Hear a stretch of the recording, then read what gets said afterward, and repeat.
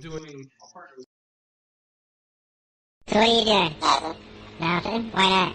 Trying to get on this Lifestyle Radio website. Sounds like a cool website. Yeah, it's alright. Oh, wait, I might have it. You might have it. You're listening to Lifestyle Radio. The opinions expressed during this show are those of the individual participants and do not necessarily reflect the opinions of their associated organizations or Lifestyle Radio.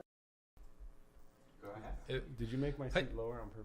Yeah, you guys get it. Well, it's the only green chairs I can find. Yeah, they're from IKEA. Hey, everybody, and welcome to the Higher Estate. My name's Dr. Ira Price, but we know that because we've been doing this for so long.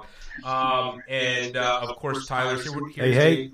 We have a pretty packed group of people for the first time on the show that actually live in the makeshift studio. We've got Al, who's in today, so we can actually see his mug in as he uses his shadow riser. And he's got a party to go to after, so we got to finish at 4:20 because it's a birthday. Is it a birthday? Al, can't talk. He's not talking about it. It's a birthday party. We're going to a birthday party, but we have two awesome guests here today as well. We have Phillip Millar, who is is a military veteran. Also, former prosecutor, may still be a prosecutor, former prosecutor, lawyer, cannabis crusader now, because of course he's been nominated. Really important. And it isn't. It's important. And also works in the medical cannabis space, has clinics, works with vets. Going to talk all about that. We're going to talk about what's it called when you drive the road and you get pulled over? A daily routine? What, like a roadside test? Right. No, but impaired. What's the one? Yeah. Impaired driving. Impairment and roadside testing. Anyway, with cannabis, and then and we're just going to talk about all things. And then we also have really interesting. So I don't know if you guys have been looking at the Instagram posts that I've put up in the last couple of days, but Jennifer Mason is here from. She's a co-founder of Cannabis Medical Education, or Cannabis Med Ed. And it's CME programs for physicians, but you don't have to be a healthcare practitioner or whatever to show up to these things. Anybody could show up. And we're doing one at McMaster on the 10th of this month. And it's June, isn't it? June now? It's May 29th. You know, I had family day yesterday, so I lost all sense of time. I missed the note to get high before. You did. You may have missed that note. So those are all things happening. But in the news to start, anything in the news, Tyler, that you can think of? Anything off the top of my head in the news? I lost the internet. So I've been seeing increases of actually people calling them cops on themselves. There's been a few of these articles. Well, so there was one. Is this a true thing? Yeah, no, I can see right here. So people are dumb. Earlier last week, there was a person in the UK who had a massive grow up and called the cops because of something going on in the area. Sure enough, they came in the house, found the grow up, arrested him. Oh, and then, it was illegal grow up. Like it was grow up. So basically, you're calling the cops on yourself. You call the cops to your house. Right here, another one. Man calls for help. Gets arrested when cops smell cannabis. I was reading this before. He had garbage bags of weed hidden in his garbage and in his washing machine. And the cops found them as soon as they went to his house to help with whatever issue he had. So hold on a sec. But I thought you're allowed to have you can. This is in the U.S. Oh. Well, there was something else that happened in the U.S. this week. TSA has approved the travel with CBD from hemp. Only FDA approved, which basically nothing is yet. Oh. So only FDA approved. Do not try and carry anything. What do you have to do? Walk around with a symbol that says FDA? No, it will be packaged like that when they start selling it in Walgreens, CVS, and all that. Yeah, so what's that? Hemp-based CBD that's through the Farm Act in the U.S. is now...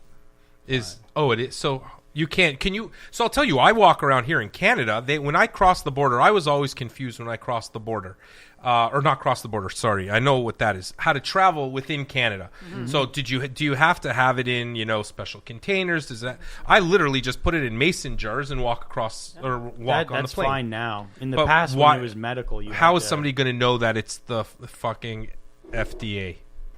If you're carrying cannabis, it's not FDA approved product in the U.S. If it has any THC in it, has to be hemp-based. Oh, really? And the hemp-based stuff they're looking at, it's not going to be bud. It's going to be topical creams. It's going to be drinks and beverages, things along those lines. So what about places right now like that are legal? You just can't cross state borders with it?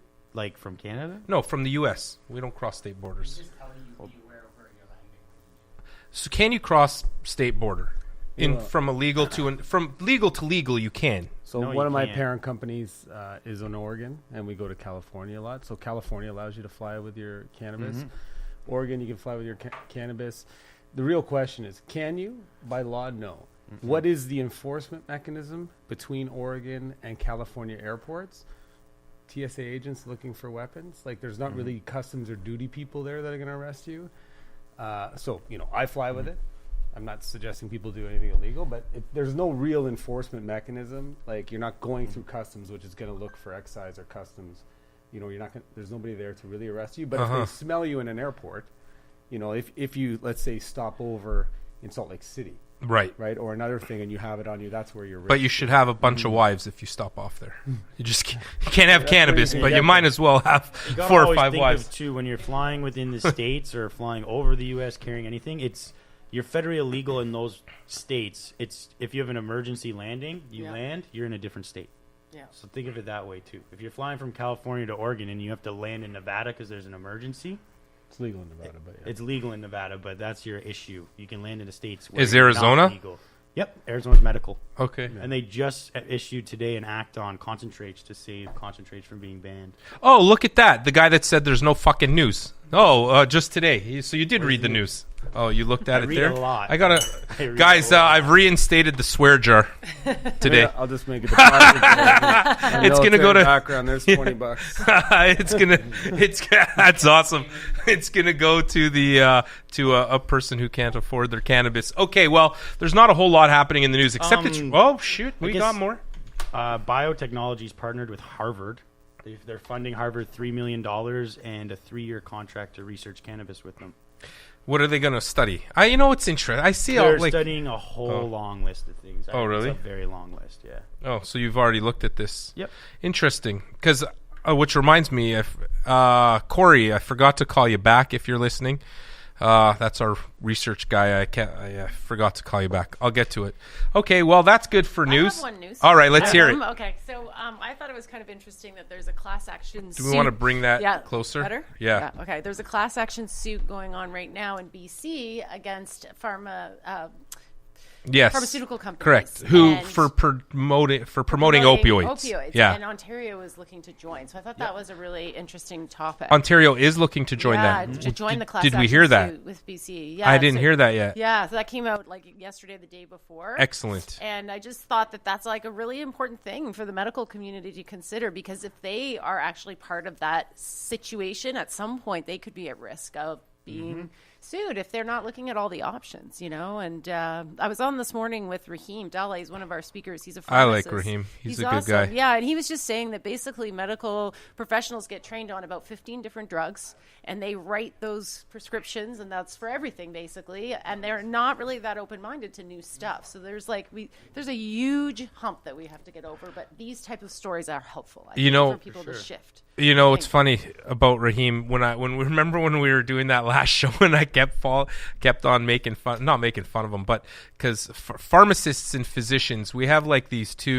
we're like two polar opposites. We are very clinical. Everything is like clinical, go. Like we got to treat things, and then we have things like. Then we have pharmacists, and they're all like they like the basic science. So whenever we put up whenever I have to do like physiology and pharma pictures, I usually put like a sleeping kid because we're all falling asleep. And I was moderating that, and every time he kept getting up there, I'm like, all right, and back to sleep, everyone.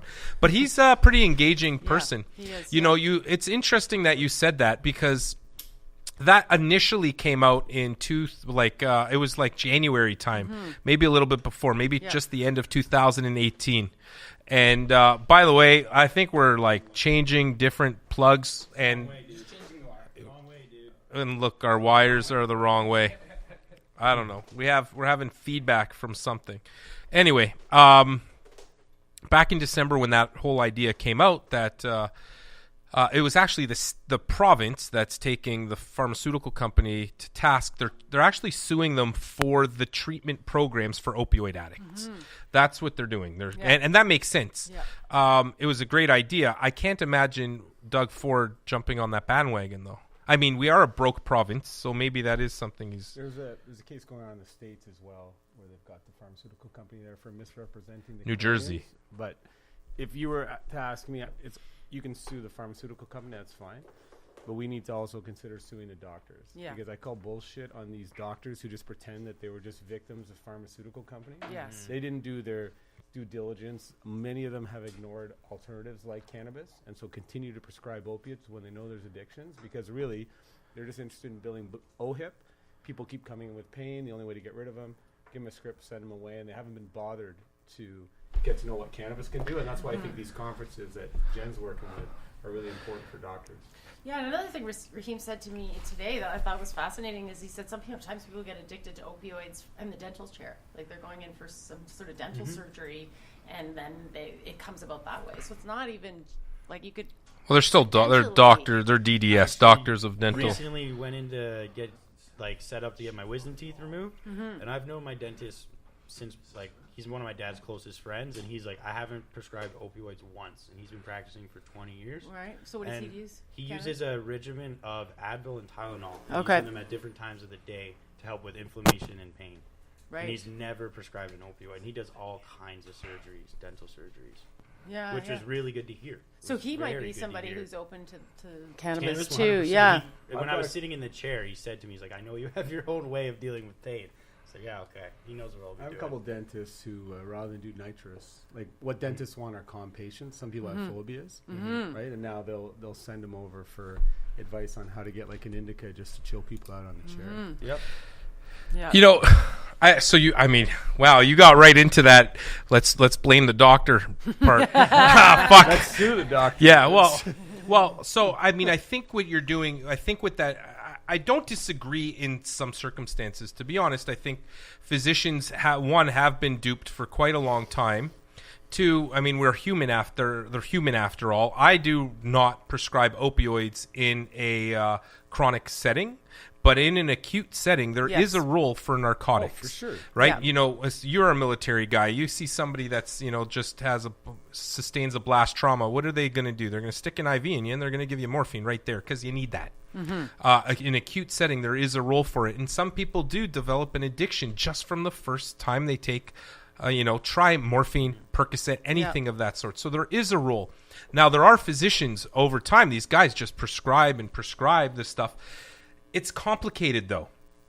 And the reason why it's complicated, because it's not just the physician. When you have a patient, a physician is worried about what? Two things.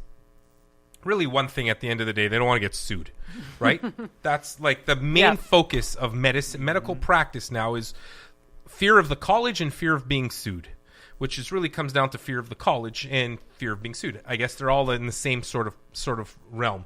Where do 99% of all grievances come from?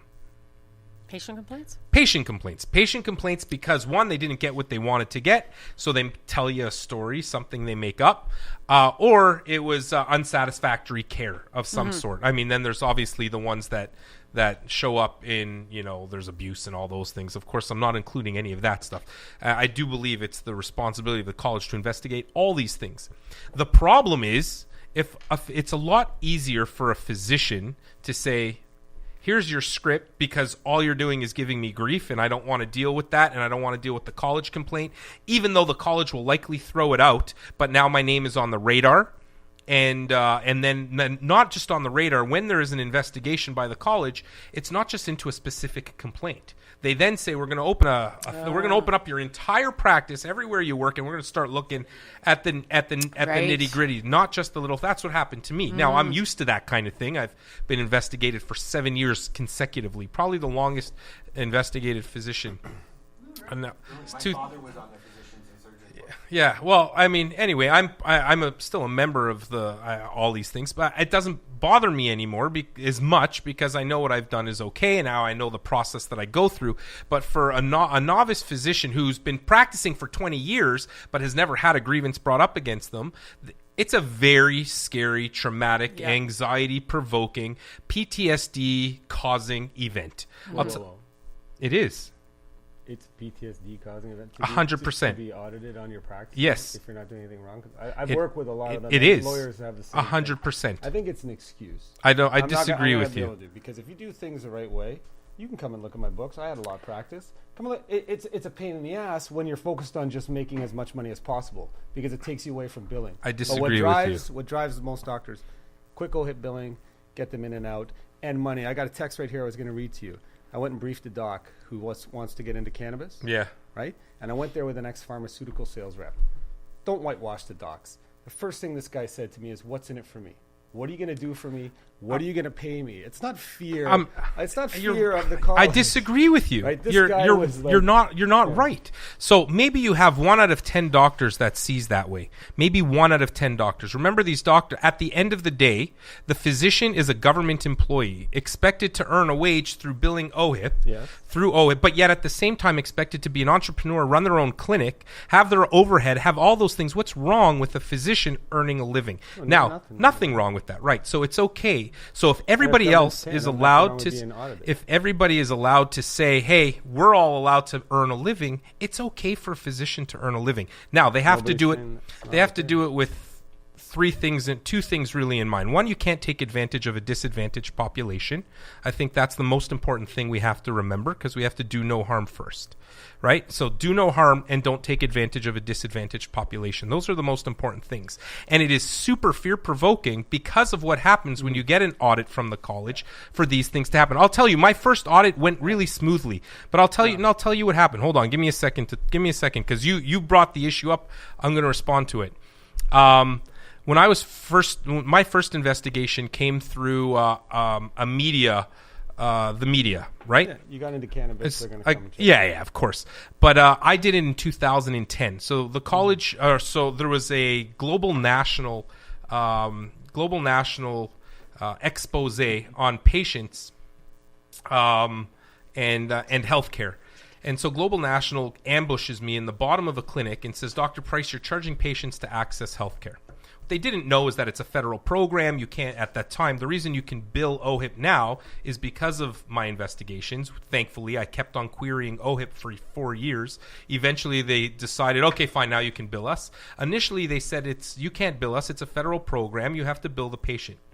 But nobody knew that. The colleges didn't know that. I knew that because I had already asked the questions. The media didn't know that. And so the college comes around. I knew I did nothing wrong. But when they came in and they start doing these audits over and over and over again, there's always guess what? You write literally what they said for me in the second one is you write in black and blue ink. Nobody thinks like that. So I think, and those things eventually start to impact a person's practice, and that's how you end up practicing defensive. They cause PTSD? Certainly. Because I just go back. You said your first principle is first do no harm. Correct. Right? Then you say, oh my God, if I'm audited, it causes me stress. This is my point. Certainly it does. If your first principle is first do no harm, then you educate yourself on the medication and you don't prescribe. I agree. And over a bunch of because you put the first do no harm to the patient before the inconvenience of audits. And if it means that to be a pioneer you get audited, that's what a courageous person does. It doesn't necessarily cause PTSD. It's just called being a pioneer. It does cause PTSD. First, I'm used to it, so I'm not talking about myself. I'm talking about physicians who are refusing to prescribe. I get it. People have PTSD from So you're right. So I don't want that phrase thrown out. Being audited as a business. No, totally disagree. If you're telling me the only people that can experience post-traumatic are people that were in the military seeing not guns, saying that. I'm just saying being audited is different. I'm saying you have victims of sexual assault who have represented, traumatic car accidents, first responders so you've clearly never gone through a proper audit over and over again. I have. It's stressful, right? But if you're going to try and make $500,000 a year, you're going to be audited. Certainly. I've seen a lot of physicians coming out of it suffering from post-traumatic stress from being audited for 2 years. Because they don't like to be questioned. Yes and no. So they don't like to be questioned, but at the same time, if one is doing nothing wrong, but still going through an entire process that is not a fair process, because it's certainly not a fair process. I don't think you can say they don't have the right to feel the post-traumatic after. Like, I don't think you have the right to say something like that. I don't know what the answer is, because I think post-traumatic stress is... It's relative, right? Certainly. But what I would say, though, is that doctors can't say they don't know now. They can't say they don't have an option. They can't play dumb. They can't close their eyes and say there's not enough evidence, because there is. In certain areas, I agree. there is. I don't think they have any reason not to. And now, aside from fear. From my perspective, it's like, well, if you don't actually get on board with it now, then you could be audited or sued down the line, because you're not being proactive in getting alternative drugs. So that's what I'm thinking, You have a very good point. I think that, so the policies, unfortunately, from the colleges are still a little archaic, and state that physicians shouldn't or don't have to prescribe it. And I know they wouldn't work with us on this program. Right, we wanted them to, if they do prescribe it, they're at their own peril prescribing it. So a lot of them stay away from doing that. Does that make it right? No. Because I do believe that physicians have a responsibility to do no harm and then do everything they can, which means if we have an option between a cannabinoid and an opioid, I think hands down now for, even non-cancer pain, we have enough evidence out there to be using cannabis, hands down. But it doesn't take away the fact of audits that just don't make much sense. And at the end of the day, if a physician can't earn a living because, for whatever reason it is, the colleges at the end of the day control their license to practice. No, I understand. Without it, they can't practice. So they're going to be as conservative as they possibly can. And to them, if that means they don't prescribe cannabis because they have a fear in doing it, they won't. I don't necessarily blame them. They got no education throughout school. Nobody had any idea what an endocannabinoid system. It's only people like yourselves and that are going out there educating people. Yeah. Well, we talked that are doing that. Yeah, and I talked to a lot of doctors who work at a clinics or emergency room, and they say, we do have patients that come that are candidate for cannabis, and they recognize them as either somebody elderly with chronic pain. They're not a candidate for surgery. They don't want to give them opioids. So what their strategy is, okay, I'm going to get my secretary to look up the dispensary or cannabis clinics in the area, and I'm just going to pass them on to them. And he's like, so do I even need to come for this education? And I'm like, okay, well, his worry was, I don't know these people. I'm just recommending them based on geography. And I said, well, that's number one. If you're sending your patient somewhere, you should do your due diligence on the partner clinic that you're going to. So coming to these types of events will educate you on what you need to know and the kinds of questions you need to ask those clinics that are prescribing. But also there's a level of understanding, even if you're sending a patient somewhere, like, are they going to continue to be your patient? You're going to see them later. Shouldn't you understand what they're doing medically wise within their whole, health and well-being of their... one of the things I have an issue with is treating these symptoms individually and not looking at person's health holistically. And that, to me, is part of this whole dynamic. I'm on the same page in a way. Like, bravery is not the absence of fear; it's action in the presence of fear. And if you want to call yourself, a pioneer, you're gonna have to accept it. If you're gonna say that you're gonna do what's good for people, talking about the average physician here. But colleges are horrific. Like, we have the Law Society, you have your college, the veterinary college just gave out a direction to all veterinarians that they're forbidden to even mention cannabis. What? And yet the vets are using cannabis on their own pets. Yeah. But people come in who have a dog that's got tremors or and the college has told the veterinarians, you are not to mention cannabis. You're forbidden to even talk about it. Wow. And why would the college say that? Like, just, it's a pure cover your ass moment. Yeah. It's a cover your ass. And where I think we also agree is on the idea that there is a lot of interest going around. And I do agree with you that there are physicians out there that don't have, patients' best interests in mind. Even though they started off that way, I think circumstances may have perhaps led them down a path. Like that last talk, I said to them, look, you can be worried about the college investigating you, but if somebody comes to you now who's got chronic pain, right, and asks for more opiate and needs more opiates, but they say to you, hey, is cannabis an option? If that physician doesn't isn't able to give a proper response to that and prescribes more opiates, that is where the doctors are at risk. They will be sued for professional negligence. And I think there's another party that needs to come to this table, which will make a huge difference, and that's the insurance companies. They need to cover medicinal cannabis. So we are. Yeah. So that's what I did. Not everybody, though. It's not a lot of insurance companies. So, okay. Yeah. All right. Hey, everyone. So what a great intro. Time for a commercial. That was amazing. That was serious, amazing. I tell Yeah, we got right into it. We need to get high to chill. Oh, I love it. No, that's good. No, these are important conversations. You know, we don't always have these conversations where there are people that have different views. I actually think we're probably saying the same thing, just in different ways. Sure. But where we have like different viewpoints. So, you know, especially those that are challenging the physician. And I mean, it's funny because, you know, I usually get this comment. I'm too physician for the community. I'm too community for the physician. And I'm stuck somewhere in between this whole thing. So I find myself defending the physician perspective to the community, and then I find myself protecting the community when I'm with the physician. So I kind of see both sides of this angle, anyway, of the story. But that was amazing. Okay, let's get into Phillip. That was the intro. Sorry, I didn't realize. That was our intro. That was an amazing heated intro. Like everybody like getting on there. Phillip Millar. Tell me about yourself. This is, you know, so we have Phillip here. He's a military vet, and then went into law afterwards, and has opened up medical clinics that helps vets as well. Yeah. And I did have a question for you eventually. Remind me. My question has to do with, you said you were setting up, you do like benefit packages. Yeah. Is it for vets, or do you do it for general public as well?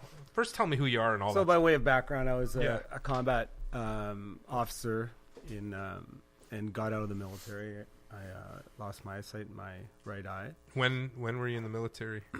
From 1992 into 2000. Wow. 2000. And anyhow, so big fan of the Canadian military and vets. And then in Canada, I'd say Canada takes care of its vets. There's always people who complain, but Canada takes care of its vets because it's the only country in the world that provides medical cannabis for its vets. And prior to doing that, we had a lot of suicides, about 50 suicides a year. It's shocking. And I was somewhat involved in helping to get that political movement to fund it. And then we had a 90% reduction in suicides from PTSD the next year. Do you think that was related to cannabis? It is, because from my experience, I'm not a physician, although I've played one on TV. I can see that. You're like Joey and Friends. Thanks, Ross.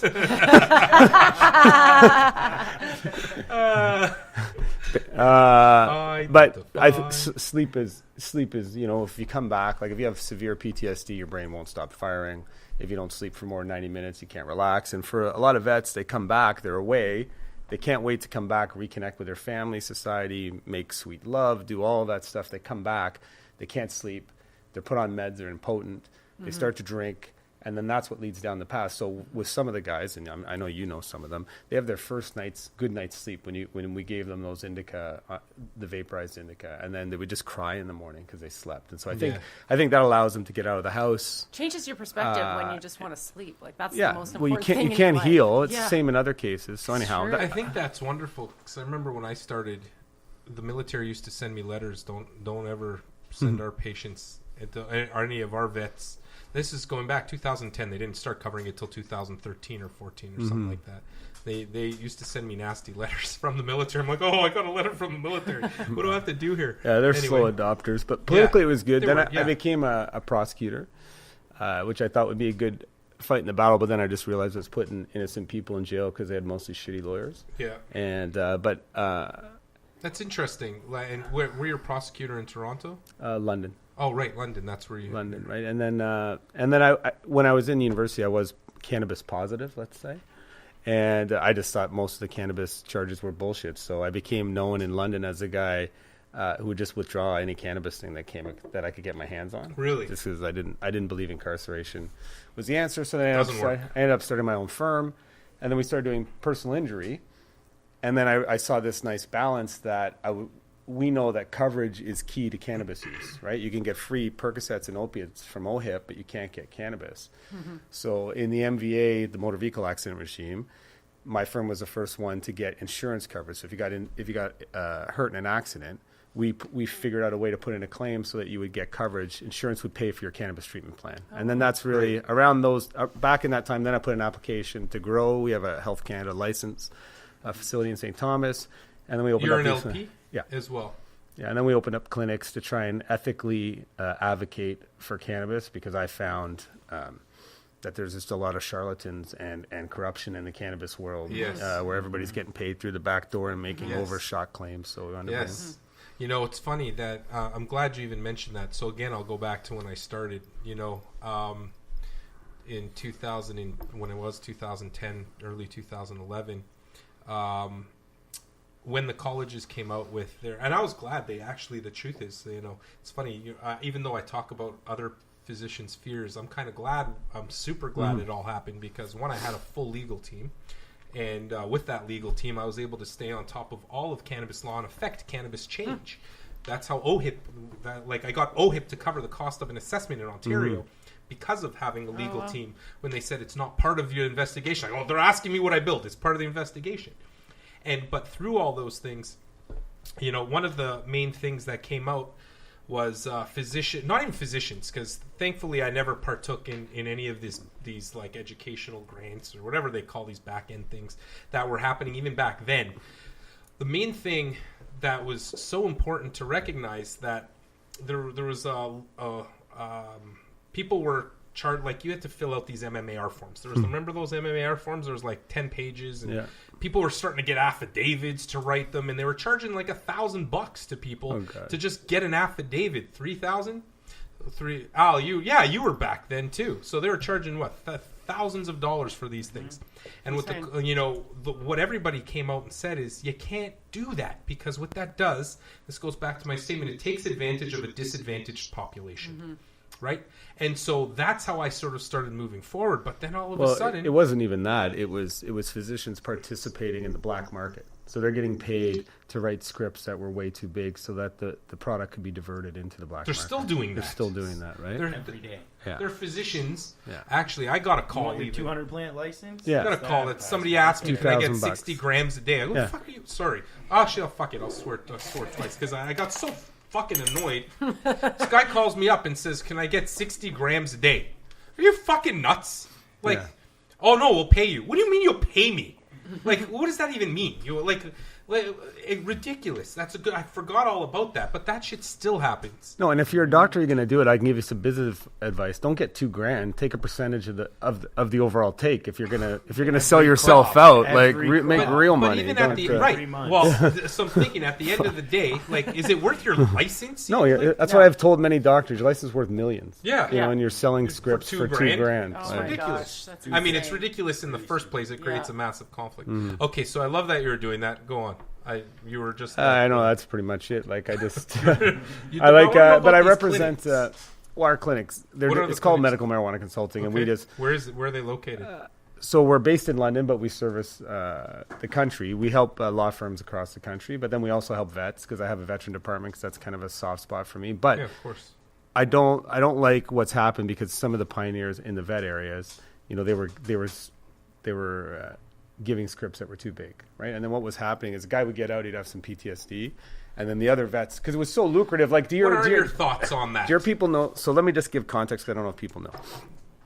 There's a 20% kickback if you bring, as a clinic, somebody to an LP. And when the vets started, Health Canada was paying 10 grams a day, $15 grams, right?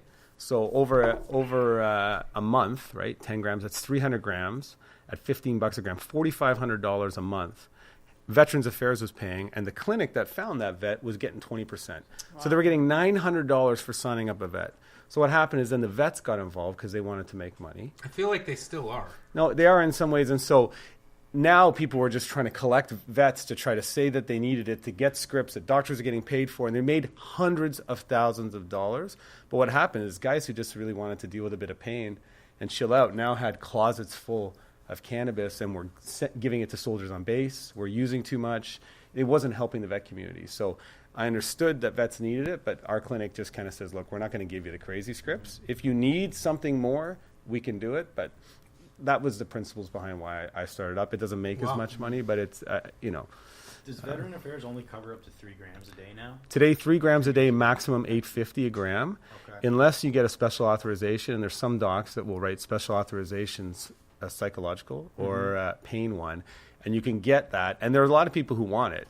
It's just hard to get it. Okay. So my biggest concern with this they brought it down to 3 grams a day. Yeah. It actually makes sense in my mind to do that. I know all these guys are telling me, "Oh, I juice the shit," and I use cannabis. Yeah. I know cannabis. You're not. It's You hard to can't go through that, Fucking man, yeah. fool me. You know what I mean? And so, but they'll come in and be like, "I need 8 grams a day," or "I 10 grams a day," and then there's LPs that are, or sorry, then there's companies that are taking like all of these, back ends, like you said, they call them educational fees, and I've seen all of this stuff. We're like probably the only. I thought I was the only clinic in the country that never did that,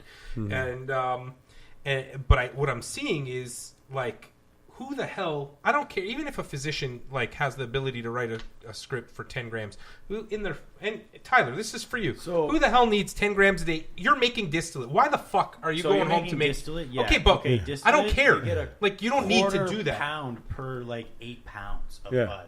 Okay, You get but- £1/4 pound out of that. Okay, but you don't It's need very to do strong, that. though. It's very strong, but still, a guy who's Still making 1-to-1. distillate, they need to grow at least 16 pounds a Okay, year but- to supply themselves. Right. So why do you need to do that?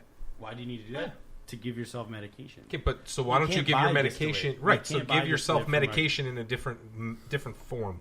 You don't need to do that. But doesn't this is part of the problem? Like that people are having to make something Make instead it of getting themselves. a medication. No, that they once just we are take. able to make distillate I mean, in Canada, we will. it'll help It will Yeah. with that, because Yeah. to do it in a crude way, like if you have the high end, Fractional distillation yeah, machine. you don't need that much to do Right. it. If you have a couple $100,000 machine, it's fine. But you know what 30 was? grand. You know is you can get that. Yeah, that's true. The in the States, what I've become passionate about is they have a lot more suicides than us, and Okay. I'm trying to organize to go to like the governor of Michigan and say, hey, look, you have a higher suicide rate than we do now. You guys have served in Afghanistan and Iraq. They have huge PTSD, and Veterans Affairs doesn't pay for cannabis for them. And we have this nice It's body legal of there now. research here that says, hey, this helps. Why don't we get the governor, it's not federal, to start raising money and have like a compassionate cannabis program for vets? I think that's a win-win. There's Yeah. lots of research supporting that too, where states that have legalized medical cannabis have a way lower suicide rate among veterans and any first responders, firefighters, for all sure. of that stuff. There's good evidence. Remember when I had Dimitri was on here. Dima's a good friend of mine, Dimitri Furman. Yeah. When he was arrested in the U.S. Dude, it looks like you're a dogglehead right now. Did you see that? Did you see that? It looks like one of those doggleheads. Anyway, Bobbleheads. Bubbleheads, whatever. Okay, it's like a squirrel. So he was put in prison for 72 days in Michigan. Well, no, not Michigan. My bad, because it was Ohio. Where Ohio is a state? Yeah, I'm horrible with geography. Isn't that horrible? They just call me doctor. Thanks. There's a dental school in Ohio, Is Columbia. there a medical school there? There's for a dental school in for Columbus, 72 Ohio. I don't days know about for actually the Not much ICE. else. Literally, ICE came and arrested him while he was Yeah. buying a car in the DMV for he didn't even have cannabis on him. So I mean, I think you have a very good point. So what's your method forward? In the How do- U.S., how I do think we how do can. we do that? I think the way I'm suggesting, like I'm trying to get into some governors' offices and get private subsidy for it, right? Because I think it's a win-win.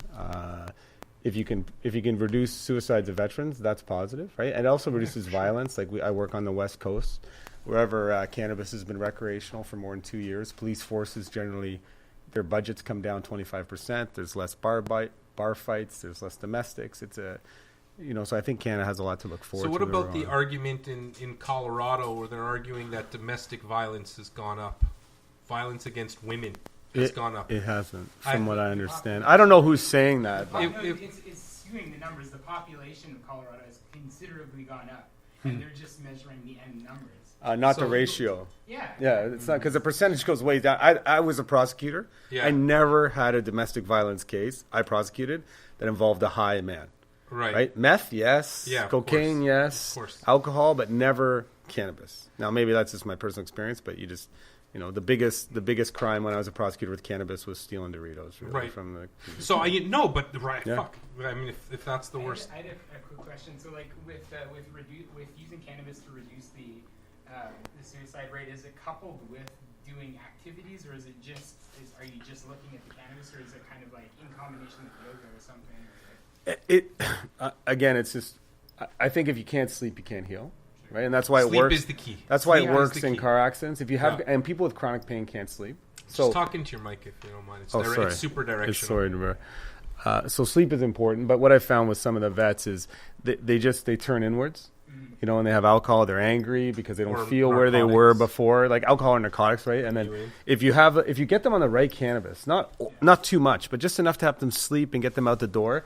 Once they get a baby step out the door, a lot of them can get back on the path. Yeah. Like right? one of my best friends here, he's like 3 tours in Iraq, has it pretty bad, pretty bad, and it helps manage it, but he says there's times where it doesn't even matter. It's like it's more.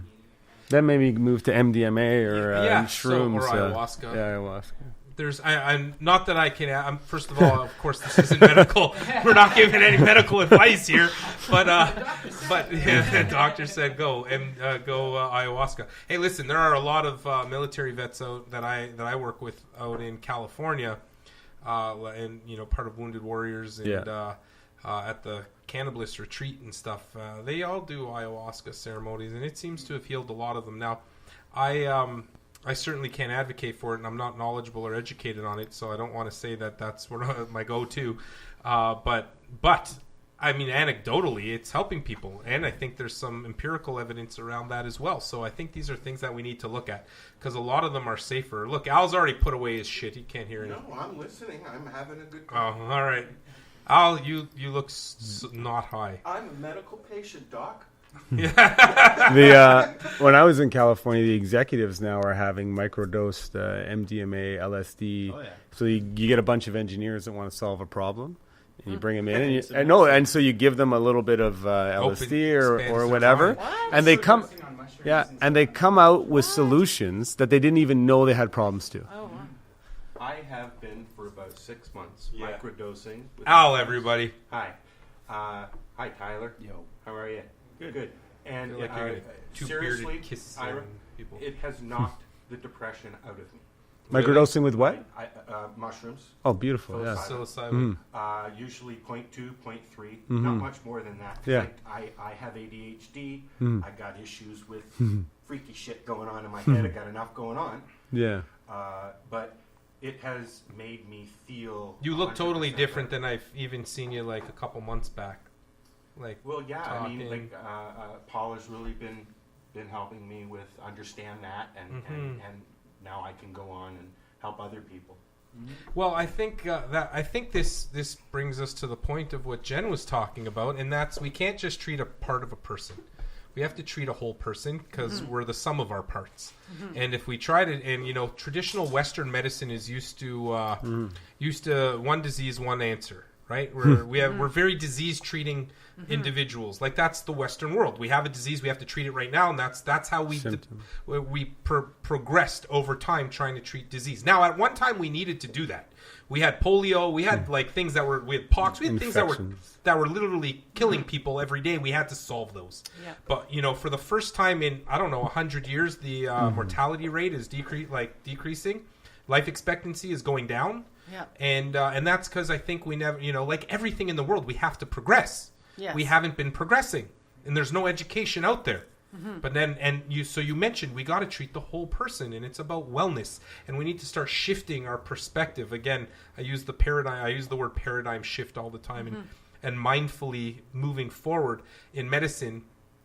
I mean, I want to learn more about this, not just cannabis. It's about all of wellness, and I think that progressive mind is what Western medicine needs to stop focusing on just the treatment of disease. I never understood till now the important, like I went to medical school, and Mac's medical school focuses, we got to focus on preventative medicine, prevention, that was the key. And we were told that, and I didn't do medical, so I've only been out of medical school for 20 years, and I say 20 years, but like that's what it was, and I never really understood it till right now. because like life expectancy is going down. So we have education out there. Yeah. Well, you just look when you go. I was on vacation in Cancun, and I just had occasion with to look at what the older people were doing, and they literally have containers of pills, right? Yeah. And so, and then the polypharmacy with elders is terrible. And so but I think new medicine has to evolve. But we're not even looking at what all of those pharmaceuticals do to the gut biome. Well, they're in terms of health, right? And it's destroying the gut biome, which changes your whole physiology. Big thing she gets every week from shoppers. Yeah. With 100 and some odd pills in it. It's a really and if cannabis can get rid of that, here's the paradigm shift. Your whole body. So here's the paradigm shift. We're so, and this is what I say all the time. We're so, to your point, we're so used to in medicine having 9 pills to treat one disease, but now we have 1 pill to treat 9 diseases. Mm-hmm. Yeah. And so how do we make that shift? And I think it comes through education. Absolutely. I mean, knowledge is power, right? And so I'm not advocating to anyone prescribe. I'm just saying come and learn. I'm saying come and learn, and make a decision, make an informed decision. So what are you doing? Tell Jen. Okay, I'll start from the beginning. Yeah. What are you doing? So I'm a marketer. I'm a business person. I build businesses, and I got into cannabis through the rec side, actually, through some of my clients who were interested in figuring out how to do branding and marketing in and around cannabis. And so we did a conference in January called the New Heights Cannabis Marketing Summit, and we brought the industry together to have the conversation. And it was a great event. And while we were putting that event on, CME Travel came to us and said, "We love what you're doing in the rec side, but we would like to talk to you about partnering to do education for medical." And CME Travel has been doing CMEs for doctors for over 20 years. Is that a net? Yeah, that's a net. So they've done their continuing medical education business for many years, though they've worked with lots of physicians, and they often take them on a trip. So you'll go and write off a family vacation, you'll learn in the sun, and you get your Master Pro 3 credits an hour. You come back and you're pretty set up for the year. Unfortunately, the College of Physicians won't accredit any course in cannabis right now. No, but you want to hear something crazy? Can I just interrupt you? Do it. So back in 2011, before they knew what cannabis was, I got self-accredited for a medical cannabis journal club. So I have a journal club that's self-accredited, that's accredited through the Royal College. Wow. It's called MCJC of Hamilton, the Medical Cannabis Journal Club of Hamilton. Tell them to come to our event. Well, that's me. It's me. Oh, it's just all you. It's all me. It's literally me. Okay. I did it in So you're coming then. in 2011, and you get 3 credits for showing up. But only if you're a Royal College specialist. Anyway, just an aside. No, that's now, okay. and then they stopped accrediting anything to do with cannabis. Again, why? Yeah, no, I know, and that's a very frustrating thing. And I'm just thinking at some point, I don't want to interrupt Jen's introduction, but I want to talk. It just remind me to talk about. I think we all hate lawyers, and I don't like a lot of them myself.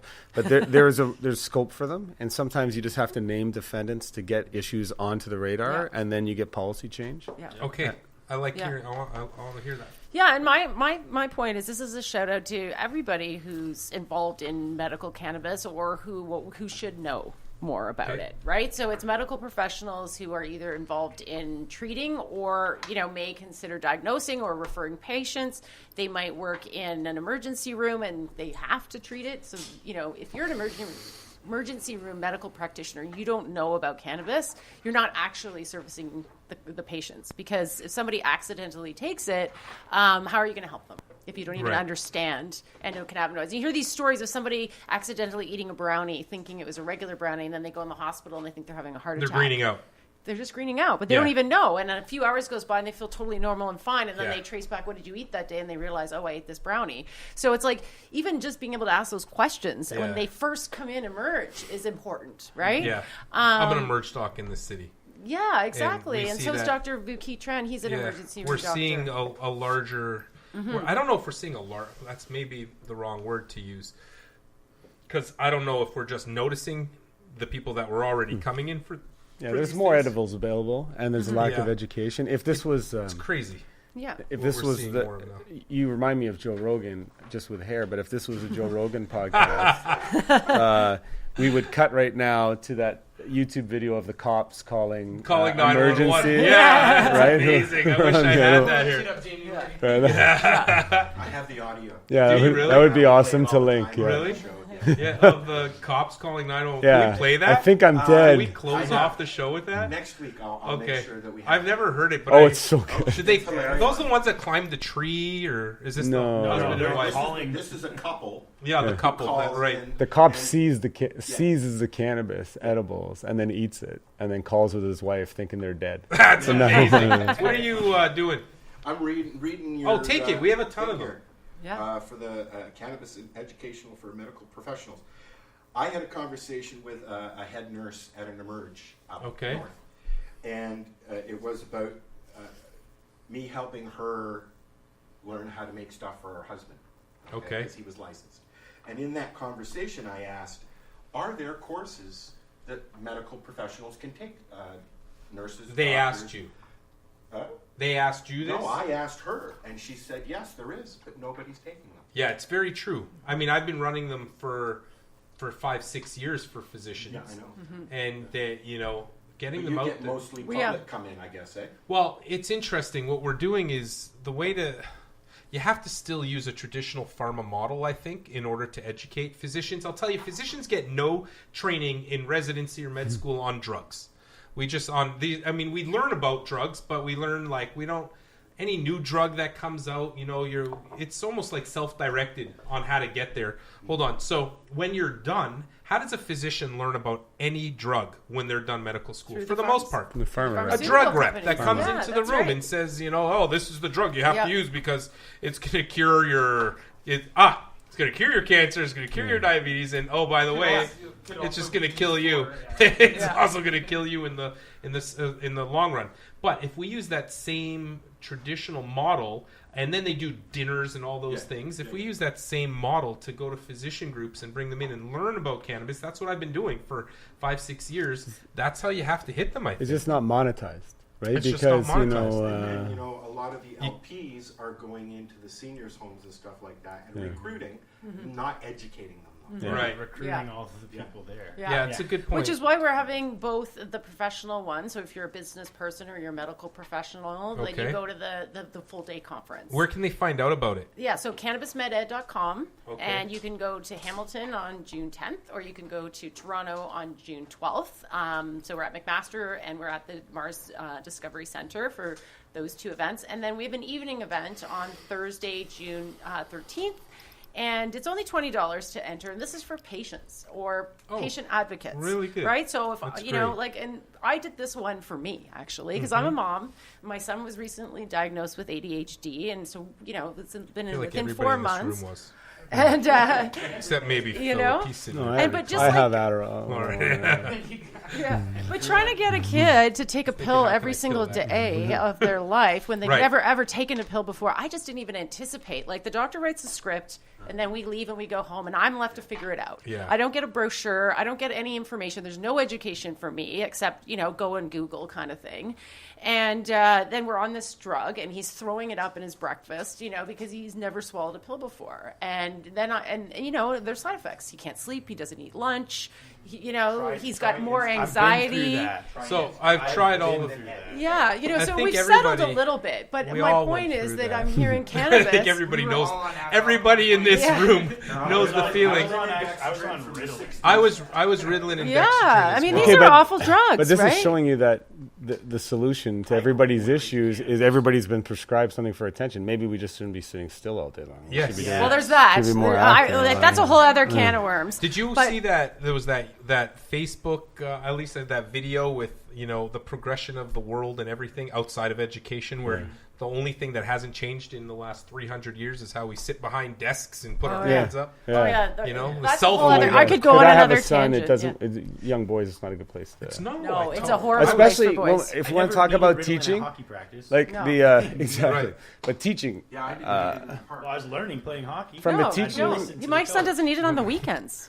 from a teaching perspective, though, the teacher 100 years ago was the only literate person often in a rural village. Yeah. So Right. they had something to deliver to the kids. So they had to sit still and print really out. listen. Now, in the hands of these kids, our computer's more powerful than the NASA computer, and they're still organized like they were 200 years ago. And if a little boy doesn't want to sit still because he's not doing farm work, he's now a problem child. Oh, I know. And now we Right. prescribe him, and he's you know not what? smart, and it's not, and it's hurting. good Our young point. boys are getting hurt by the system. At some Yeah. point. I think My son, people were telling me since they guys, everybody wants to talk about education. We'll go off on we even got Al here, doesn't even have a I had mic. a He's like, principal get fuck it, fired I for want to calling be me on a the. retard. What? What did you say? Well, you know, when I got expelled from school, the principal called me a retard, and she got fired Yeah. Wow. because I was a I defiant was told in child. fourth grade that I wasn't going to make it to high school. My Thankfully, that middle guy was a school- pedophile. He's My in middle prison. school principal told me I'd never make it out of high school. She's a member at our golf club. I went on a full golf scholarship, graduated from university. Nice. Nice. Let's go So golf. that's a good He's story. a You good golf? golfer. I'm not as good as him. No, but let's golf. All right. But you know, can I just say, like, just I to usually finish bring off him to any- my son's Yeah, story, okay. like people have been telling me since he was 5 years old that he probably has ADHD and go I'll get bring him him a tested. chair. And I just didn't. And until this year, when he said to me, "Okay, Mom, I'm struggling, and I really need something before I go into grade 7." And so we went because I knew the first thing the doctor was going to do was write a prescription for a pill. I knew it, and I was resisting it. So my point is that I'm hearing that cannabis might be an alternative. And, I've met a company There's now little that's doing evidence like for it. tongue strips instead of swallowing pills. So there's innovation, there's research, there's development, there's alternatives. And that's, I guess, the bottom line is my point, and we need to. But as an alternative, are we fearing that cannabis becomes? And I'm not playing devil's advocate. Like the silver bullet to everything? Is Well, that where you're we going to only go? have one silver bullet in medicine. I talk about it all the time. What is it? Sleep? Somebody? Nope. Exercise. Exercise. Okay. Exercise is the one magic bullet of medicine. And that's it. That's the only thing we have. It Okay. improves your sleep. It Yep. improves your health. It improves your diseases. All this stuff all seem to go, not go away, but improve with exercise. We've underestimated its use And in food, too, history. I would say. Exercise is the only Still more? silver bullet we have. Yeah, okay. That being said, I don't even remember what I was talking about anymore. Silver bullets, comparing it to cannabis. Right. So my fear. so my fear, and tell me if this is valid. I want to hear overclaim. So we make all these claims, and everybody's going to end up on cannabis now. Are we putting ourselves in the same position that we did with every other? Like antidepressants. And Like, things yeah. Are we Well, doing no, that? I mean, we shouldn't be, and that's the whole point of education: is what is it right for? It's Well, not a catch-all. where for everybody. Go to Europe and see how the French treat wine. I mean, they overdo it a little bit, but it's integrated into their society very badly. People, They don't people binge. are equating cannabis to wine. They do it all the time. Okay. Yes. Quick story. I'm 55. In the 60s. Don't look a day over thank that. I love you. In the 60s, I was a case study at the Hinks Clinic and the Clark Institute for ADHD and hyperactivity. I was watched 2 days a week behind glass. Oh, you were. Oh yeah. Oh wow. Oh yeah. Wow. I You were was, like I was cabbed down OG. from my school. Oh yeah, I'm OG, buddy. ADHD OG. And at 16, from 5 till 16, I was on high doses of for raging and all that kind of stuff. Couldn't get through school. I quit the day I turned 18 years old, and sat around for a year until my mom said, "Get a job, or you're out of here." Spent a year in a halfway house. Okay. At 16, my doctor said, "Do you want to continue taking the pills?" I said, "Why?" He says, "Well, are you smoking cannabis?"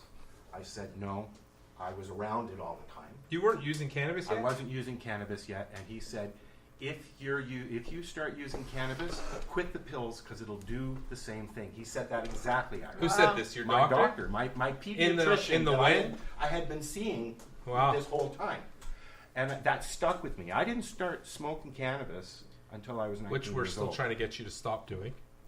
Yeah, well, you know, You have the Shatterizer.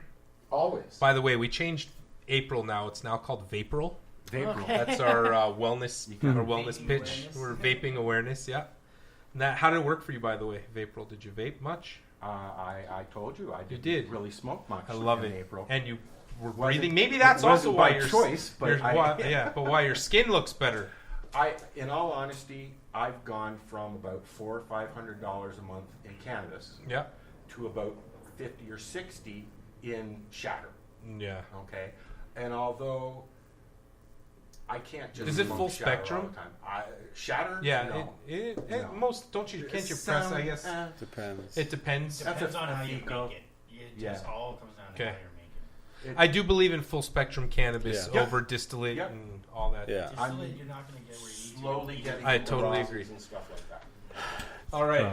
So, whoa, this was a great heated. Man, I loved it all. But there was one thing we wanted to go back to, which really makes sense to me. So but where I'm lost actually, and it's to this legal thing. It takes a defendant.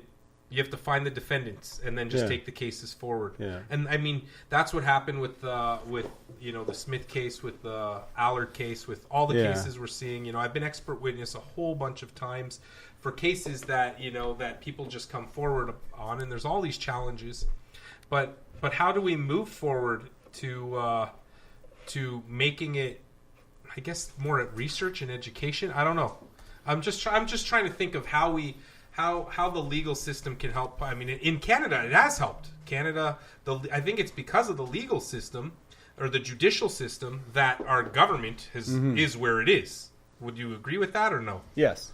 No, without the legal system, like you have to challenge it under the charter, right? And I was down in San Fran the other day, and I was surprised by my ignorance, but I didn't know that the catalyst for medical legalization in the U.S. was the AIDS community, and it was those people suffering from AIDS that made the first challenge for medical cannabis. Pride Parade's coming up, and I'm like thinking, compassion clubs, the old compassion clubs were run by people within the AIDS. And so we have a marketing. Yeah. Yo, get back over here. Yeah.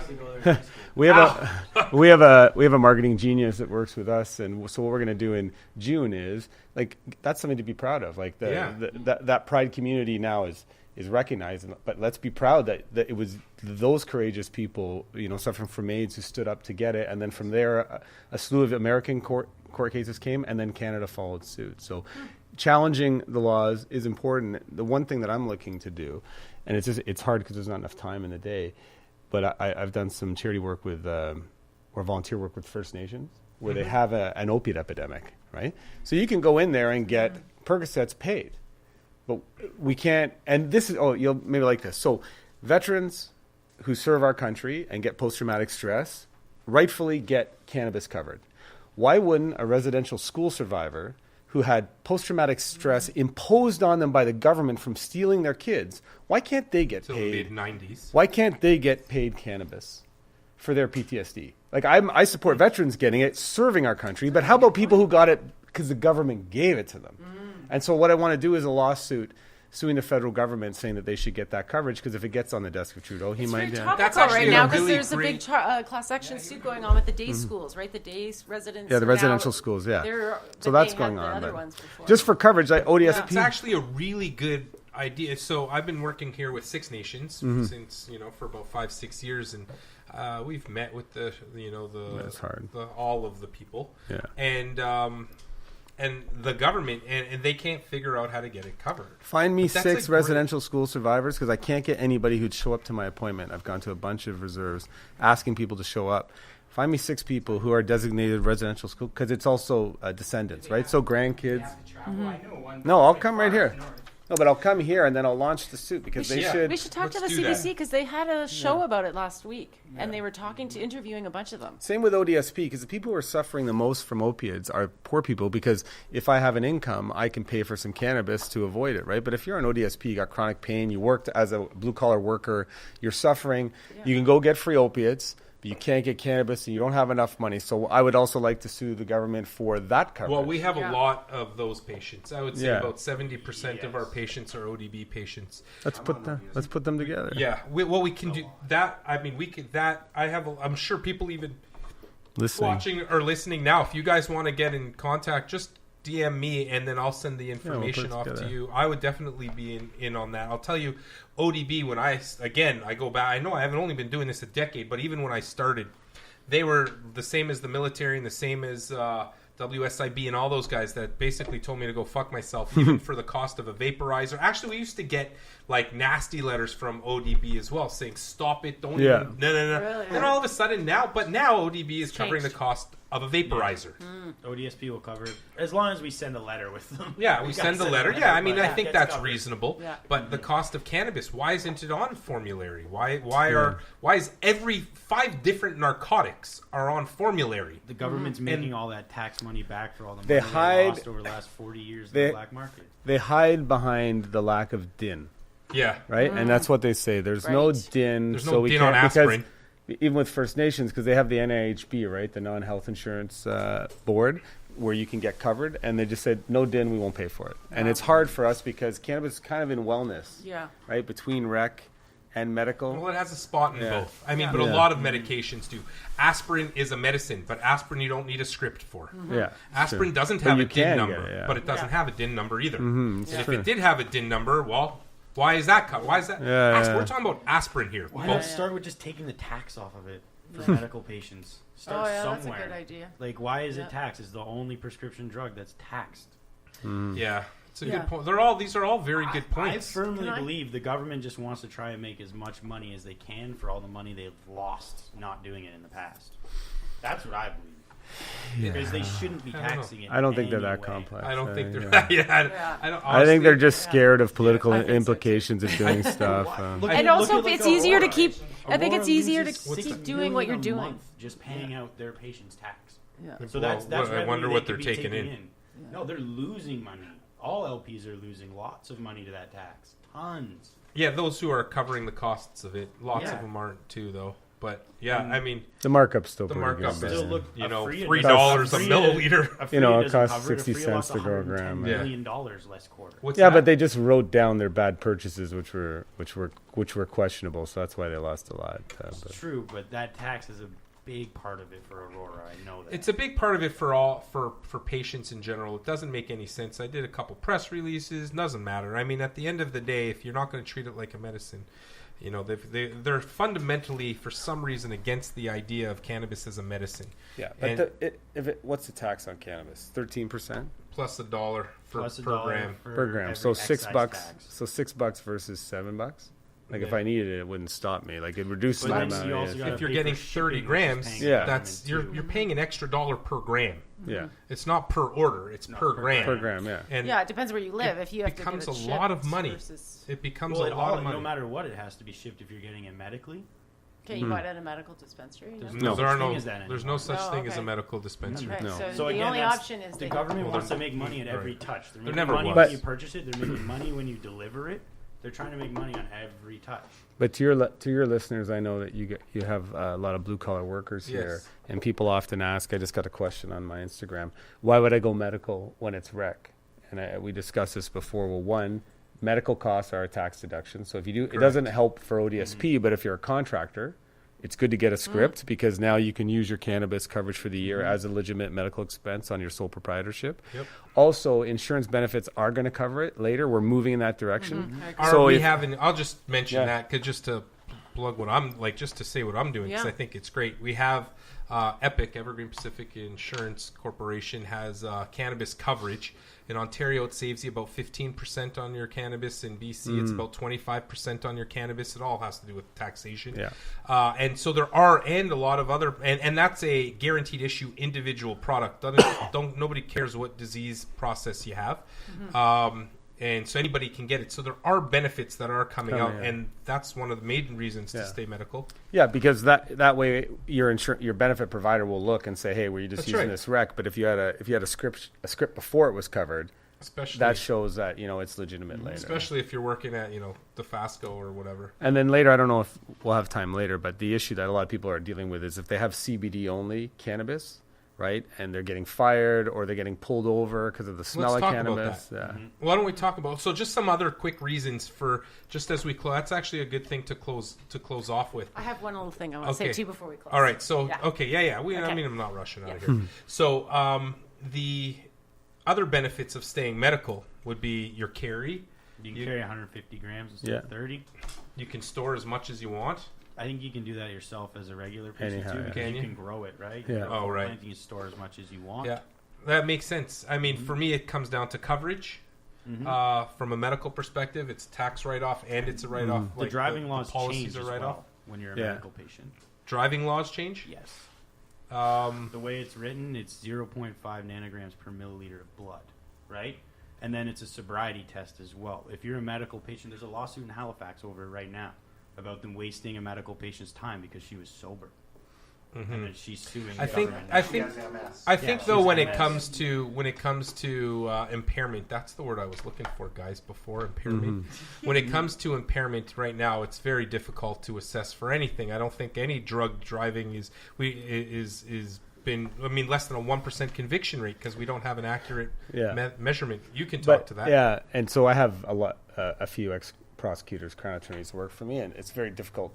Unless the person's so wasted, you can prove impairment if the person's so wasted. Like through standard field sobriety. Yeah, testing. like they can't stand, they can't speak, but they don't know what they're like before. But what I've recommended to people though is if you're going to carry it in your car, carry the bottle that's CBD only, just as one thing. And then our clinic started giving medical cards we would make that said, here's a prescription, here's a 24-hour nurse. It just makes it look a little bit more legit so the cops don't fuck you over. But even though the conviction rate is really low, cops still will dick you around if they smell cannabis because they're old dinosaurs. And so if they arrest you, impound your car, charge you, now you got to pay some lawyer to get you off. The punishment is there before you're acquitted. And so you have to be informed about how you use cannabis. So what should they do? So that's what you did when we left Canacrawl. He had his script there. He was pulled over when I came out of Canacrawl.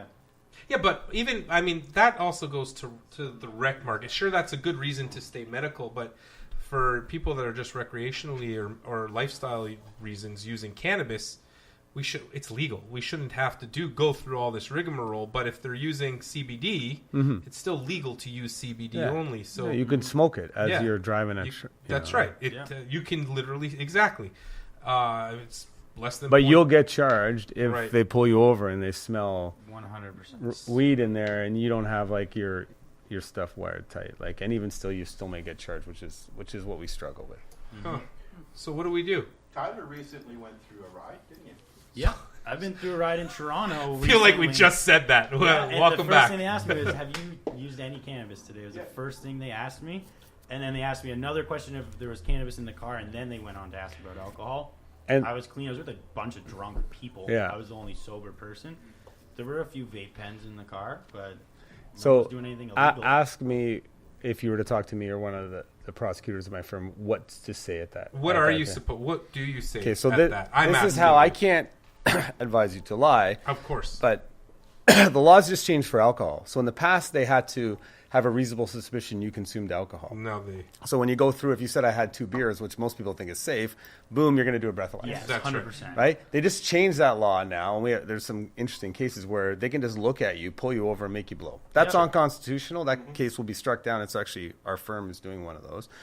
But if you say you have cannabis, what's really interesting, if you're driving and they say, hey, have you used cannabis? The law is crazy because now they can search everybody in your car. What? Not just the driver. It's bullshit. But just because you said you have cannabis, they can search everybody in your car is not a suspect in anything. What's the legal justification? I don't know. They just wrote it to try and get everybody in. Hold on. Part of the Cannabis Act. Yes. Is it though? But so here's another they can. I was driving just with my wife in Toronto, and I got pulled over, and they asked her for her license. No. Bullshit. And so she spoke up. Of course, you know her, and she's. What the fuck you want my license? Right. What the fuck do you want my license for? So they said on any reason we can ask for a license. No, only the driver. It's because she's Persian. No, only the driver. Totally profiled her. Only the driver. But if you say if they think there's cannabis in the car, they can search her. Yeah. But the passenger doesn't have to show ID. For cannabis, it's bullshit. But what are they going to do? You have You're not allowed to have cannabis in the car. No, I know. Keep it in the trunk. No, but even if it's in the trunk. Back where I would put beer or alcohol. Yeah. Okay, but I still you don't can know. have a case. You can have a case unopened in your backseat. Right. And you can't search everybody in the car just because you have a case of beer in there. But with cannabis, you can. And Nick Cake, our lawyer, is one of the biggest advocates against this. So what's the point of it, though? What are they going to do? Can they convict the non-driver of being in a vehicle with holding cannabis? Or if the driver can access it anywhere in the vehicle. Yeah, but you can't access You can somebody's get a fucking ticket. pocket. Doesn't matter. Paula's gone through this. Yeah. And her friend had some, and the cops said, I'm just going to give you a warning right now, but it is accessible to the driver. So And that that's guy the can whole pass thing. it up. Just like you would not drive down the road with an open bottle of booze. Where's the argument against a hatchback car? I drive a hatchback. When I got pulled over that day leaving Canacrawl, I had over an ounce of weed on me sitting in my trunk. I told them it was in my trunk, but technically someone could access that. And why it is problematic in our society is it gives discretion to the police officers. So if you're a white kid at Western, cop will treat you different than you're if an urban youth in Toronto with a car. So, it's giving them this license to, to profile. And Certainly. Profiling, So what do we? So and then the cost of having to go to court, Oh, God, finding yeah. a lawyer. So are we really making a difference right now yet? I mean, baby step. baby steps. Baby steps. I think it's all about collaboration, right? I'm a big collaborator, and so it's like my philosophy is if you're not part of the solution, you're part of the problem. So Yes. you gotta come to the table. You gotta have the conversation, even if you don't agree. And we didn't all agree today either. It makes it more interesting to have the debate, right? But there is another group I wanted to kind of flag that should also pay attention to this, and that's the sports medicine group. It's a whole other can of worms. And we've got Rob Fried, who's one of our speakers, and he's a former professional hockey player, and he's suffering from traumatic brain disorder. And I don't know if you guys saw, but the NHL Alumni Society in Hennepin are doing a big study on this. So it's these kinds of things that is going to push the industry forward, and you need... Unfortunately, sometimes you need a celebrity or an NHL alum society to try to get it on the radar and raise the funding that is needed and get more research out there. But like I was talking to a lot of professional sports players. And Blessed Angela, she was telling me she's a Muay Thai boxer. She's been on my podcast. She's been on your show. I love her. She's amazing. And she was saying, as an athlete, you go to your coach first. You go to your trainer first. You go to your physiotherapist first before you go to your medical doctor, because then they'll say, oh, you need to go and see a doctor for this. Yeah. So those people should be coming. So the right? issue in they need to sport, know. it's a really good point you raise. I'm sports medicine is my other thing, so I did my fellowship in sports You do everything, medicine. Ira. I know, it's ADD. so All right, I ADD. was It's a good I was thing. with the Ticats for 4 years Okay. under Doc Levy as an Yeah. assistant, and then with Mac Rugby for like 7. It's a systemic issue. It is a system. The issue is the way that athletes are brought up through the system is here's your pill, here's your pill, take your pill, go back and work, go and work. Coaches, all the coaches are all about work, go back to work. Medicine says don't work. We're going to take that into consideration a little bit, to the point where at one point we were literally giving out these little brown packets filled with Flexerol, which look like little home plates, where the players didn't even know what the fuck they were at, like what they were taking. They're like, Doc, can I get the home plates? Can I get the home plates and the little white Tylenols, those little white slits, and you'd get them in these little things, and so it's a systemic issue that has to start. And you raise a really good point. It's time to do that. There are athletes pushing that boundary that are still not retired yet.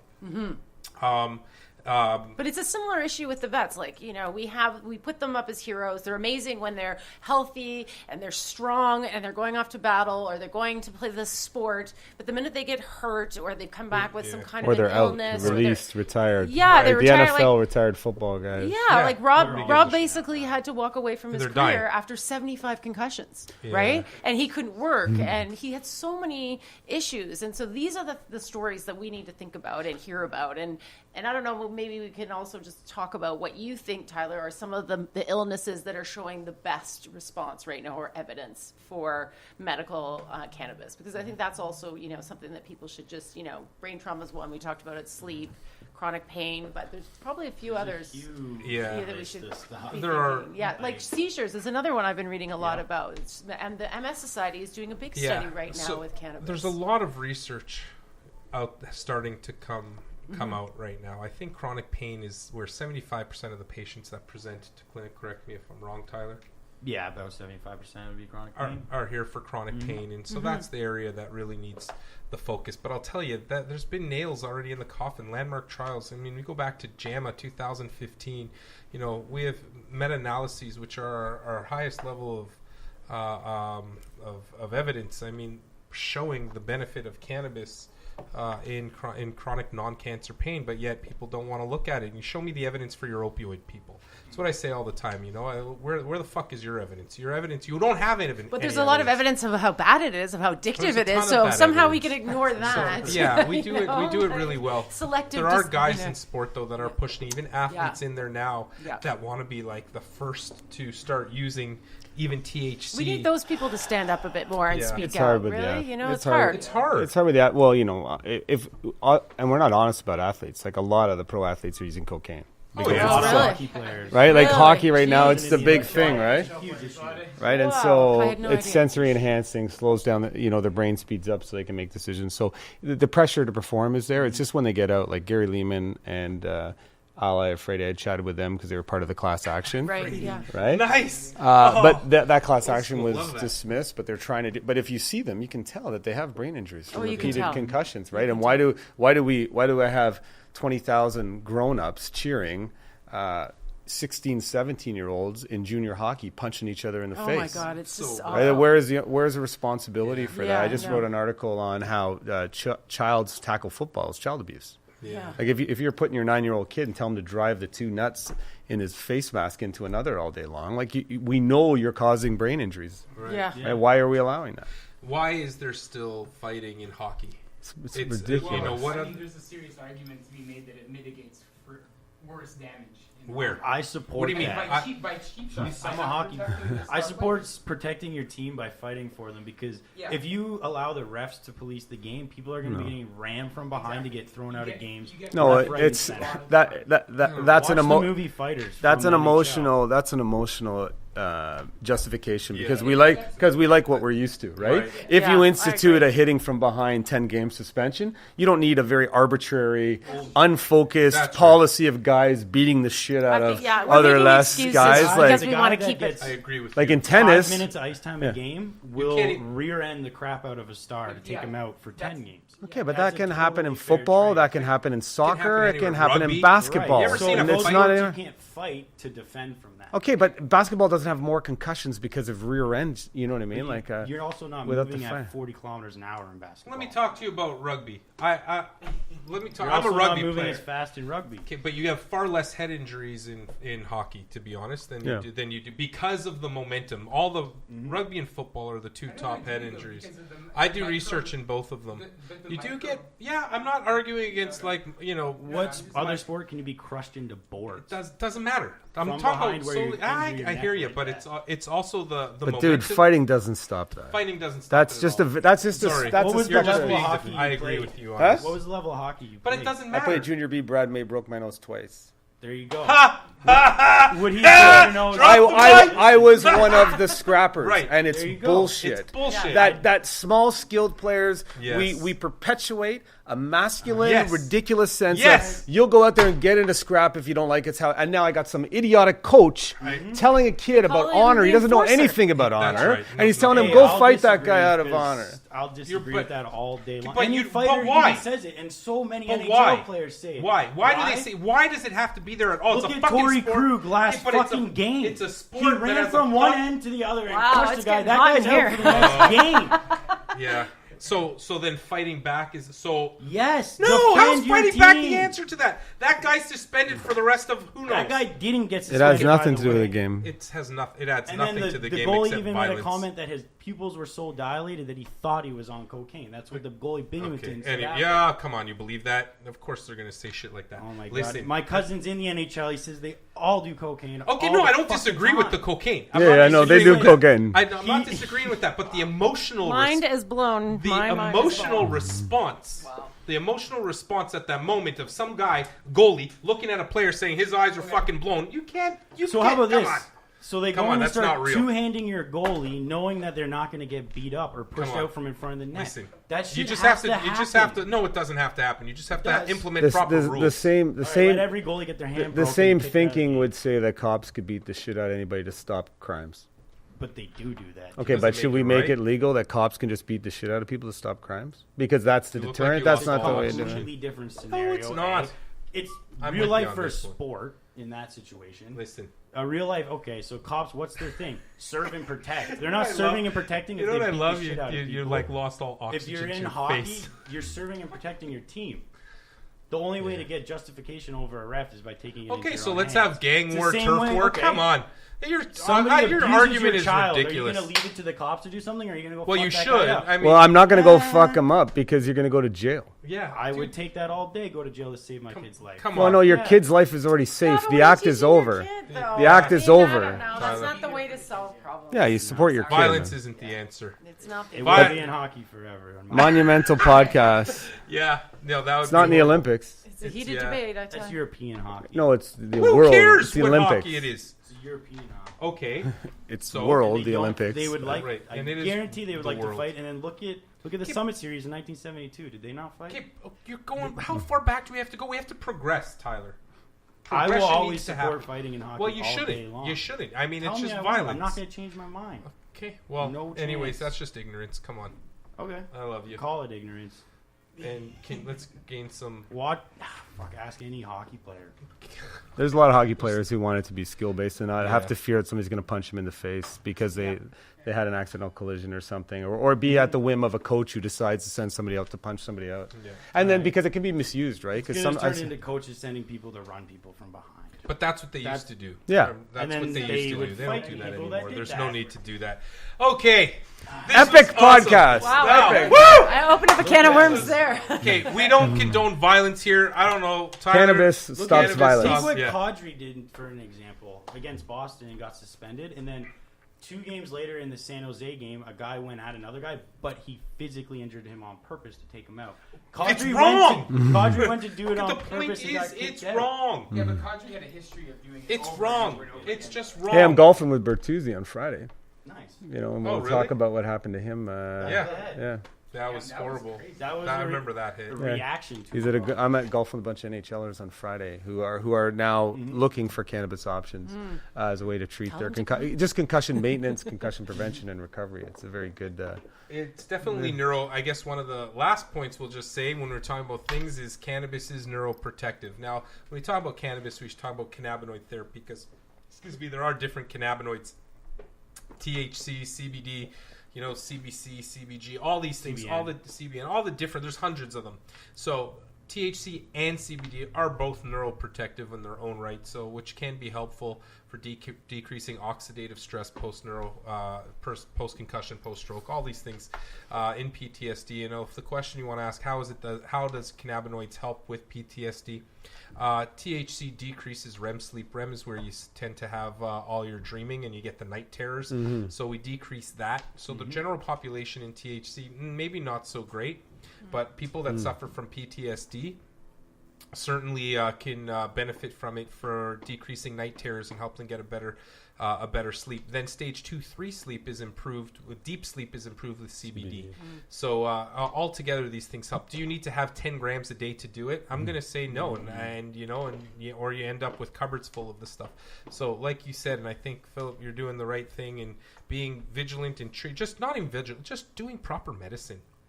Practicing proper holistic, as you said, Jen, holistic medicine as well.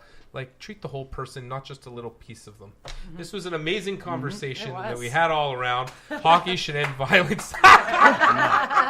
And doctors, violence. I believe in suing some of Sue them, more but not all. doctors. Sue more doctors. I and will continue bring violence. controversy to your podcast, my friend. On What you guys were talking about, Yeah. one of the most noticeable things, and I think what started on the sports thing was the Diaz brothers. Yeah, That Nick was huge. started Oh it. yeah, huge. That got noticed right away. So Yeah. the second a hockey player does that, it's standing like it's going to be crazy. There's footballers, but they're all retired right now. We need somebody who's I'm- actually playing. Yeah. It's hard, yeah. It's Somebody hard because after a game will do like remember it's your career on the line. It'd be nice after a game just to blaze I up, would do it. right? Well, Like I was doing that for CFLers, right? Yeah. Because they didn't test. Now they started testing for everybody. But up till like Did they? 5 years ago, Yeah. they stopped testing. They weren't testing anything. Then all of a sudden, Have you started watched the testing. movie Ice Guardians yet? No. Oh, here we go. Okay, listen, started. we're still on the violence It's thing. all of- Steve won't let it go. Every I single love him. fighter from hockey Okay. and everyone in hockey supporting. Everybody, yeah, fighting. Sure, supporting- they all support fighting. Yeah. Yeah. Okay. It's a very Okay, good movement. I'm moving on from your supporting of fighting. We don't support fighting on this podcast. Period.